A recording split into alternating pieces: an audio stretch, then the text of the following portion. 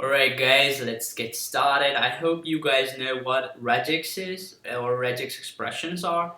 So if you do not know, just request for a video and I will just make a video on what are regex expressions and how we can actually use them.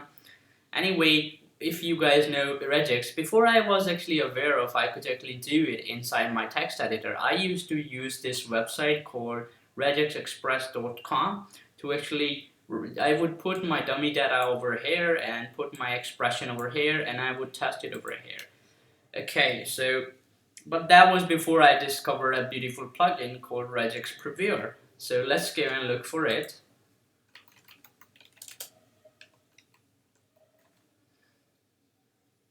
As you can see, the first one by Christophe Marseille, this is the one that we actually need. Just install it. It would have actually a green button over here for you guys. I have already installed it, so it's not showing me the wheel. Instead, it's showing me the settings that I can do with it.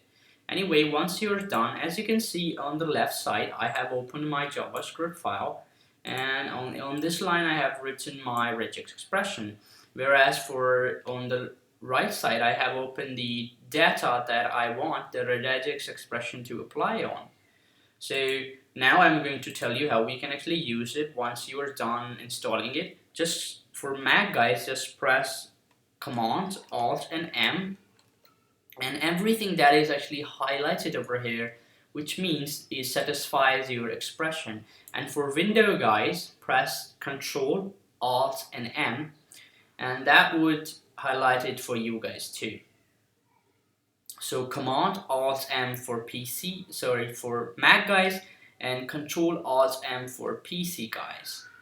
Anyway, there are times that this would not work for you. Then I would like you guys to just click on this test regex.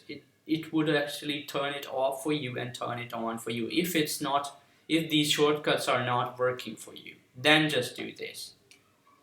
Okay, and again, to turn it off, again go Command Alt M for Mac and Control Alt M for, of course, PC.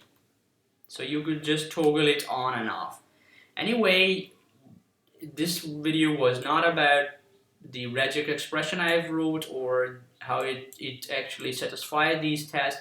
Just to show you that you do not have to go to external browsers and search for websites to test your regex that you then want to integrate in your project. You can just do it inside your project.